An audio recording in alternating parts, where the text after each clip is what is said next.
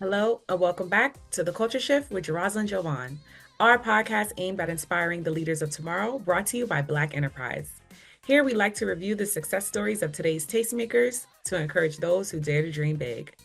Today, I'm chopping it up with a five-time Grammy nominated rapper who's up for two more Grammys this year for her Hit Boy assisted track, Asteroids. Fresh off of a world tour and still relishing in the release of her masterful classic, Please Don't Cry, please join me in welcoming the one and only lyrical genius, Rapsody. How you feeling? How I you feel feeling? good. I feel so good, Yeah, full, good, joyful, grateful, good. healthy. Yes, yes. It's Grammy season. You're not new to this. You've been nominated already five times before. You have two nominations this year, Hmm. for Best Rap Song and Best Melodic Performance for Hmm. Asteroids featuring Hit Boy. I love that song. Oh, thank you, Love that song. How does it feel to receive so much love from the Recording Academy? man. It's really affirming because that's the height of music. Recognition and affirmation in that way. You have all genres, and to be next to some of the biggest names in music, for someone like myself who isn't as famous, and I might not have the budgets that are big enough, to market your music, to still be able to cut through and get recognized for your art. Um, it's just it feels good to be affirmed in that way. Yeah, You don't use it as validation, but it's good to be acknowledged, for your art that you create, and that it cuts through, in some form of fashion. So I felt good, and more than me, I'm happy that my team got to be able to celebrate all the work that they put in to make sure the music reached the people that it was supposed to reach. So yeah. it's good. Most definitely. I mean, win or lose, peace of mind is essential, like just kind of knowing who you are. I really get that sense from you, but how do you maintain your peace of mind during award season or even in general as an entertainer and a public figure? Man, I think defining what validation is for me, and it can't be summed up into year-end list or, award shows. It's great to be acknowledged again, but, you know, I always put in, how do I have impact on people? How do I influence people? How did we cut through with the music? Did we make something that'll stand the test of time?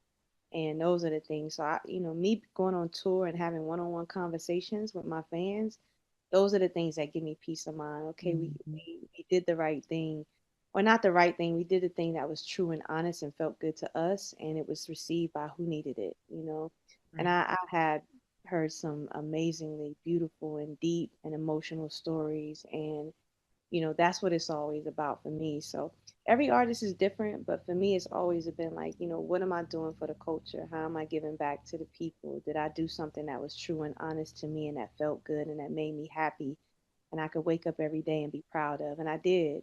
Um, and anything else that comes from that is a blessing. You know, That's right. Badu called me and she was like, we already won, sis. And that's the truth of it. We get to wake up and do what we love every day. Period. Please don't cry. It's a masterful work of art, from start to finish. That's, my opinion, but I think a lot of people would agree with me. You get really real and candid and transparent. You're talking about dealing with anxiety, perceptions about your sexuality, feeling overlooked as an artist. What was your creative process going into that masterpiece, and what inspired your transparency in that album?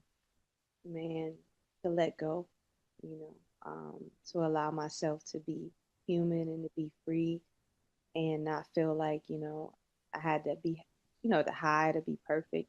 My whole thing was, I wanted to have a deeper connection with people through the music, but in order to do that, I had to show how human I was.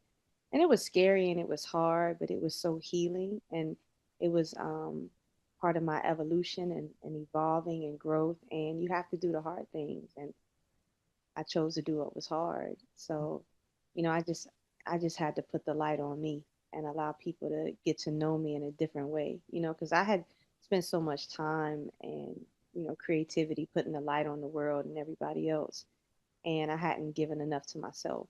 Um, Mm, so the process was just to wake up every day and be honest. That right, was it. And to do it scared. right. Because Asteroids, my favorite song. The opening line is just so, I mean, it's my favorite line, but it's one of my favorite lines. I'm gonna get into my other one in a bit, but first name Marlena, last name Evans, underappreciated, but I'm still the most respected. Very powerful statement. Opening line.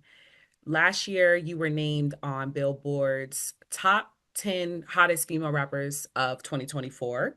Mhm. But is underappreciation still something you feel often within, the mainstream music scene? Yeah, I do. You know, and I'm thankful to Billboard for that recognition, but that even came with an asterisk, right? And the asterisk was, we didn't initially have her on the list, but we got so much outcry from fans that we had to put her on the list, right? So even in, that acknowledgement, there's still an asterisk, by my name. But I've let go. Mm, I have to for my peace of mind, and I've had to understand and you know be honest with myself what the difference is in culture and business. right. And I know where I fit in that, and I'll take respect any day, because nobody could take that from you. I'll take the respect any day. But for any artist, like, we make music because we want to touch people and we want people to, like our work. And everybody's not supposed to, but my biggest thing was, man, I just wish I had the opportunity for everybody to just take the time to listen, to even understand if they like it or not. Hmm. And I don't think that, I've had that opportunity. But nonetheless, we keep going and we Right. continue and we let the art do what it does. And, I tell my friends, I say, I don't think I'll really receive what my art means to people in my lifetime. I think I'll be long gone before it really reaches the people the way it's supposed to, and that's okay. You know. The album itself, I found it always lyrical. I mean, always. You're known for that. Jazzy, emotional, black, sexy.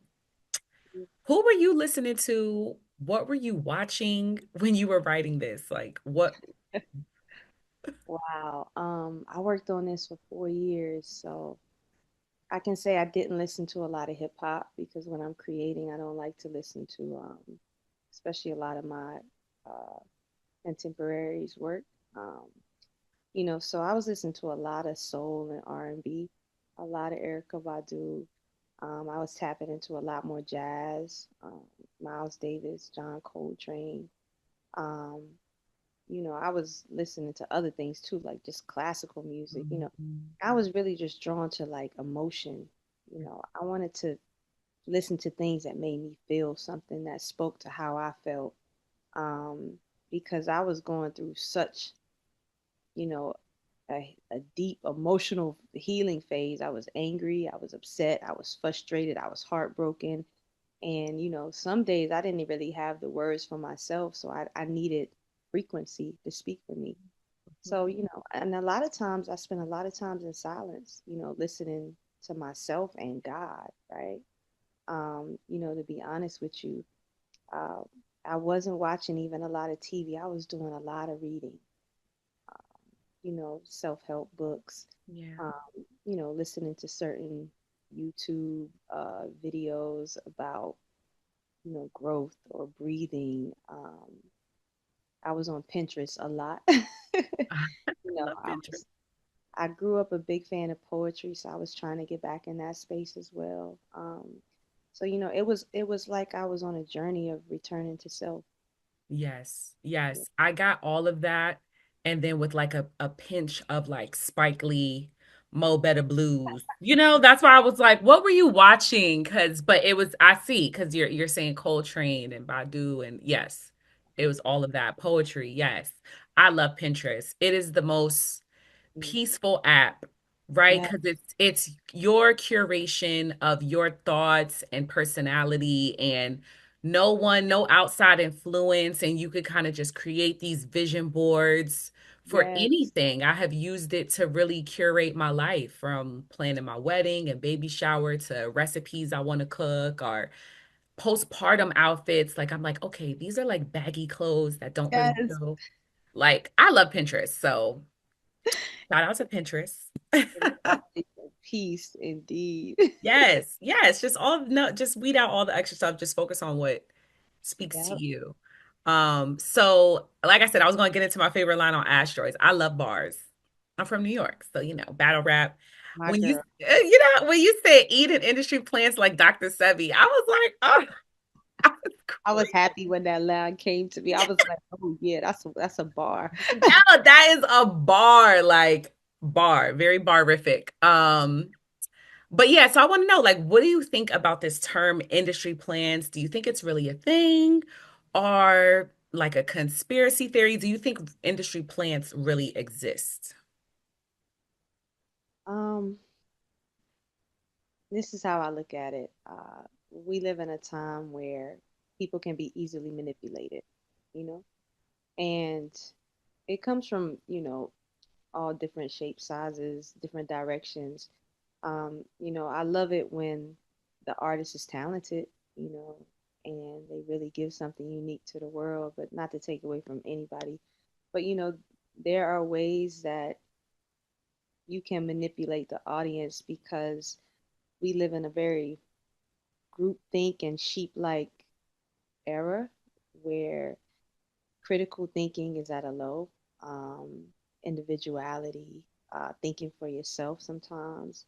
And, if you feed the algorithms, these mediums enough and people see these things over and over again, you get this mentality of I'm supposed to like this. Mm, It's here for a reason. It seems it's everywhere, so it's hot, so I have to, tap into it. And a lot of times it's, we're just trying to keep up with everything that's going on. So I do believe in a way there are industry plants or an mhm. idea of what that looks like.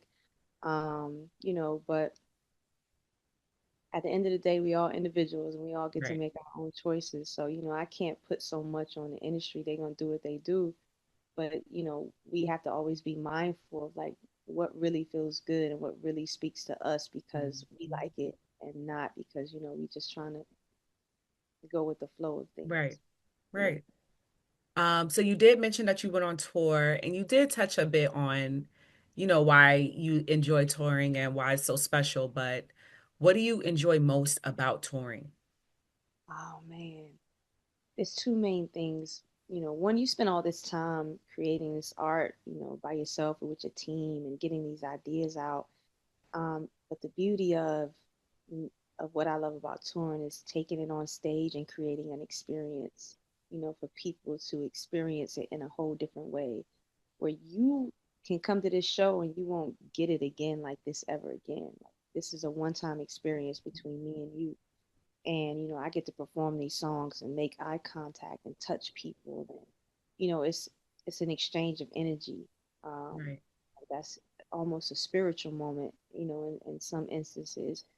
But you really get to allow people to see me too in all different spaces and how I create and tell these stories. So I just love the creativity of it, and the connection with people that you have in real time. Even meet and greets. Meet and greets are so special to me, Yeah. because you get that one-on-one time. And like I was telling you, like I got so many deep stories, and those are the things that give me light, sometimes on this journey when it can get challenging. Um, they're my reminders that, yo, nah, like don't trip. Like your music really, got me through something that I needed to get me through. Or, it's just a place for me to have peace, or you gave me words that I didn't have for myself. So those are the things I love about tour. Yes, yes, that exchange of just the genuine energy, the genuine connections to just remind you of the impact of the work that you're doing. Absolutely. So in since you stepped on the scene, we've continued to see an increase of dominance of women in hip hop. Yeah, I love it. I love to see it. me too. You've also been a strong representation of that over the years. How do you feel about your role in shaping the future of female representation in hip hop? Man, it's so hard for me to talk about myself like that. But I mean, I'm just grateful that I have space to show up and be authentic and be one of many representations of what a woman in hip hop looks like. Right. And to show that, there's room and space for you to always just be yourself. And, no matter what you see over and over, what you feel is the Mhm. status quo, you always should show up as your true self, you know. And that's always been my message, like they would tell me early on, really break through and be successful. People either want to be you, or they want to have sex with you. And I was like, well, I don't want either of those. I want Mhm. people to see me and be like, man, I could really just be myself. Yeah. That's why I just like to call myself the home girl. Like, I'm just the home Yeah. girl. That's it. Like, someone that you could look to and feel safe and feel seen, and all those things. So that's how I hope that I've impacted, this culture, and especially with women, because if you're a new artist and you're young and you don't have anybody to necessarily show you, and you just what I see, it can be daunting. Like, Mm. that's what I got to do to make it, you Right. know, until you have other examples of no, you can do whatever you want to do. So that'll always be like, what I pray that I give to, you know, this this culture of ours. I just want to widen the door, and make space for more artists to come through. Yeah. Fun fact, because I didn't even realize that you lent your pen game to ghostwriting for the BET Hip Hop Awards Cypher. Yeah. Like, how did that come about, and what's the creative process for like a project of that caliber? Like just writing bars for people. How do you do that? Yeah, oh man, that was so fun, but it was so hectic for me because they reached out to me when I was on tour in Europe. So I had maybe 3 or 4 days to kind of prepare before we went to Atlanta to film. But it was fun for me because I got to be different people, right? I have my brand and who I am, but it's almost like acting. Like, okay, I'm writing for Portia today. Like, all right, so I get to have one-on-one with Portia, and it's really big for me to make sure that I represent them in the best way. Like, I don't want them to sound like me. I want them to sound like them. So I'm talking to Portia. I'm like, all right, what you want to talk about? And she'll text me a list of things, right? She's like, I want to say this, this, this, this. I did the same with Angela. I want to say this, this, this. So everybody, I was like, please, just everybody send me bullet points of what you want to say. And I try to think of different cadences. Okay, how would they approach this? Or like, I knew Angela was a hip hop head and she liked lyricism, so I was like, I'm gonna give her a little harder flow because I think she can get it. I had written Portia's, and Portia was like, I like it, but I need some Atlanta on it, right? So I had to be like, all right, bet I heard you are from Atlanta. So she was like, she wanted more twang, in hers and her words, and she wanted some words taken out. So I got to learn in that way, right? Like, it even helped my creative process because I was like, oh, okay, like I'm learning how she listens to music, Yes. everybody. So it was really fun. So I just did it. I wrote it. I do a voice memo. I send it to them, and they would, if they had notes, I would change it. If they didn't, we would rock, and that's Oh what my it. God. So it That's was crazy because Portia's was like one of the people's favorites, especially real. in the housewife community. We was like, Portia ate down. And now it all just makes sense. It all just makes sense. She, She was super fun. She was like, I want to say something about the 265. It's like, I got you. You know, yes, my bust down. Like, yes. I got you. So I wish I was in there when she was recording it, just Oh to man. coach her through it a little bit more. But I thought she did amazing because rapping is not easy. Like, Yes. it sounds easy, but until you get in that booth and you got to stay on beat and you got to read the Mhm. words, because a lot of them didn't have time to even memorize, their things. So Right. we were really doing things on the fly, but everybody did amazing, I thought. They really did. Yeah. So as we're closing out, just a personal question, just so we can kind of get a little bit into who you are as a person, as Marlena Evans, if you were going on a remote island for 30 days and you could only take 5 albums with you, what would they be? Only Ooh, five. only five. Let me hold my fingers up. um, Erica Badu's Mama's Gun. Mm-hmm. Um, let me think. Erica Badu's. Portishead Dummy. Mm-hmm. Let me see. The Score by the Fugees. Um, Jay-Z's Reasonable Doubt. Okay. This is so hard. Oh my God. This is tough. Um, I need one more. Yeah. D'Angelo Voodoo. Okay. Okay. That's me. That was good. That's a good one. Those are good five. That's a good five. That'll get me through 30 days. That'll get you exactly. It's just 30 days. 30 Yeah. days. Yeah, that's a good mix. I miss those like remember back in the early 2000s, the mix CDs you could get. Yeah. That would have Yeah. got me Oh, through. that's a good one. Most people wouldn't say a mixed CD, but Yes. Yes, because that one get first of all, I miss those. I do too. Yeah. And it would put me onto songs that I didn't know, and it could be like independent stuff because it was just all about what that DJ wanted to put on the little mix CD. These kids these days, they have no idea what they're missing out on. It was a beautiful Just time. a beautiful time, man. Like we was Oh, dancing, just actually having oh. fun, going outside. I asked somebody that the other day. I was like, yo, where the like feel good music that you just want to dance to? Like, Right. where we at with it? Right. Me and my husband were asking, like, do the kids dance like at parties? Because we used to catch a dub Yeah. back in the day. And because, with DJ Unk passing, we was talking about how we really used to dance. Like we was Oh, up in there breaking a sweat. your hair was not Your going hair was messed up. The to boys' shirts was yes. soaked. Yeah. From the time you walked in to the time you left, you take little breaks because your thighs hurt, and but you right back like But if they play Doodle Brown, oh, little Brown. when you was taking a break and then Doodle Brown come on, I was like, oh my God, I got I got you running back with your heels. Sometimes your heels off. Like, Oh my gosh, good times, just good okay, times. yeah. Last question. What's the mindset, your mantra that you're taking into this year? We're still at the start of the year. What you going to be on for the rest of the year? Oh, you ask such good questions. What is my mantra for this year? I don't know. It's really, I just have a word, and it's just freedom. Like, Mm, that's it. I just want to be free, yeah, I love that.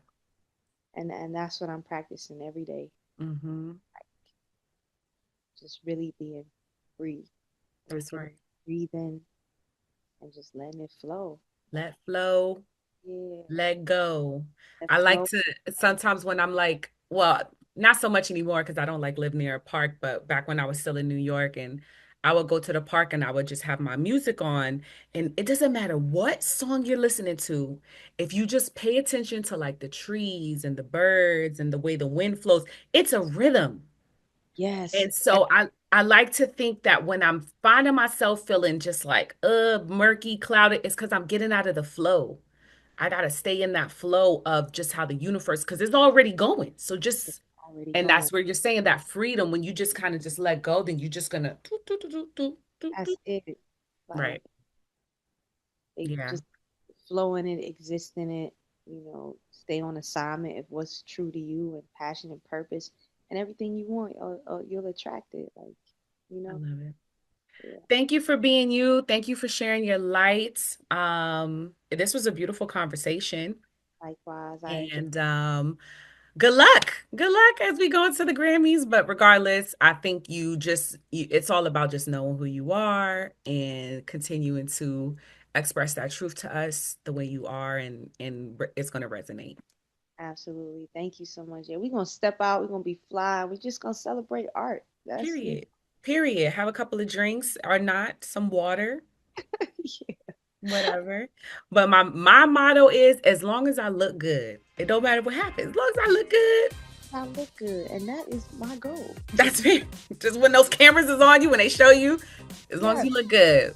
yeah, I've been in the gym working hard, trying to step out. Ooh, you better step out with the big steppers. All right. Enjoy the rest of your day. Thank you, love. I appreciate you.